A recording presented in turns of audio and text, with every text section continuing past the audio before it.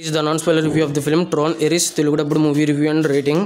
ఇంక ఈ మూవీ 3Dలోనే చూశాను, కొన్ని చోట్ల 2D కూడా ఉంది, అందుకే చెప్పాను 3Dలో చూశానని. ప్రీవియస్ పార్ట్స్ అయితే చూడలేదు, కానీ ప్రీవియస్ పార్ట్లో ఏం జరిగిందో లాస్ట్లో చూపించారు, దాన్ని బట్టి నాకు అర్థమైంది, క్లియర్గానే అర్థమైంది సినిమా. అర్థం కాకుండా అయితే రివ్యూ ఇవ్వట్లేదు.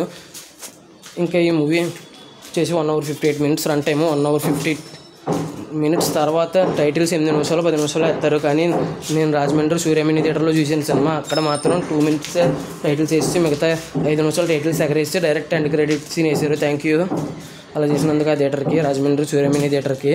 ఇంకా ఈ మూవీ చూసిన తర్వాత నాకు ఎలా అనిపించింది అనే విషయంలోకి వెళ్ళేలోపు స్టోరీ ప్లాట్ మూవీ ఎలా అనిపించింది, plus points minus points rating ఇస్తాను. కాబట్టి నా రివ్యూస్ ఎవరికి చూడండి, ఎంతమంది ఎవరికి నచ్చుద్ది ఎవరెవరికి నచ్చదు ఏంటి, నా రేటింగ్ ఏంటి అనేది క్లియర్గా చెప్తాను, అందుకే చివరి వరకు చూడండి. ఇంకా స్టోరీ ప్లాట్ విషయానికి కనుక వస్తే, ఒక హ్యూమన్స్ ఉంటారు, ఒక వస్తువు కోసం కొన్ని రకాలుగా ఉపయోగించుకోవడం కోసం ఆర్టిఫిషియల్ ఇంటెలిజెన్స్ని తయారు చేస్తారు.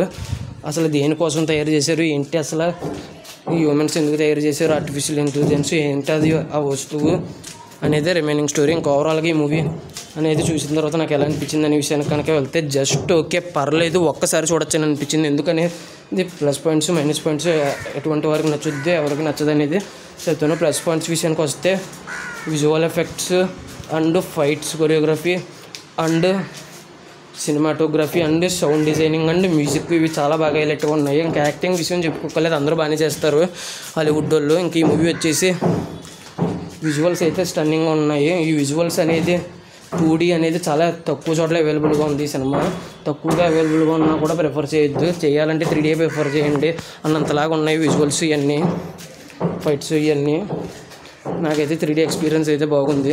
కానీ జస్ట్ ఓకే ఎందుకు అనిపించింది అనేది నెగిటివ్స్లో చెప్తాను. నెగిటివ్స్కి వెళ్దాం. ఇంకా నెగిటివ్స్ కనుక వస్తే డ్రామా కూడా ఉంది ఇందులో.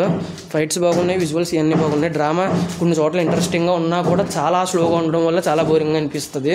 కొన్ని చోట్ల ఇంట్రెస్టింగ్గా ఉండవు, ఇంట్రెస్టింగ్గా ఉన్న చోటే అలాగ అనిపించిందంటే స్లోగా ఇంట్రెస్టింగ్గా లేని చోట ఎలా ఉంటుందో మీరు అర్థం చేసుకోండి. ఇంక ఈ మూవీ వచ్చేసి అల్ట్రా ప్రోమాక్స్ ల్యాగ్ అనే పదం కూడా చిన్నది అయిపోద్దేమో, అంత స్లోగా ఉంటుంది కొన్ని చోట్లయితే ఇవి. ఇంక ఈ మూవీ వచ్చేసి స్టోరీ బాగానే ఉంది, కానీ స్టోరీ డైరెక్షన్ ఇవన్నీ బాగానే ఉంది, కానీ ఏదో తక్కువైంది అన్నట్టుగా చాలా స్లోగా వెళ్ళడం వల్ల, చాలా అల్ట్రా ల్యాగ్ కింద వెళ్ళడం వల్ల ఇంత స్లోగా ఉంది ఏంటి, 2 hours మూవీలా అనిపించట్లేదు ఏంటి, 3 hours పైనే ఉన్నట్టు అనిపిస్తుంది ఏంటి అన్నంత స్లోగా ఉండడం వల్ల ఇలా కొద్దిగా రన్ టైం ఎక్కువ ఉన్నట్టు అనిపిస్తుంది. 2 hours ఉన్నా కూడా ఎక్కువసేపు ఉన్నట్టు అనిపిస్తుంది ఈ ల్యాగ్ వల్ల. ఇది బిగ్గెస్ట్ నెగిటివ్, ఇంకా ఇదే పెద్ద నెగిటివ్. ఇంక ఈ మూవీ వచ్చేసి ఫైనల్గా నేను ఇవ్వబోయే రేటింగ్ వచ్చేసి 3.8 out of 5 అయితే ఇస్తాను. త్రిభానదారి బార్బరిక్ రివ్యూ, గది అనే మూవీ రివ్యూస్ కూడా అప్లోడ్ చేస్తాను, చెక్ చేయండి. Thanks for watching. Jai Hind, signing off, bye by.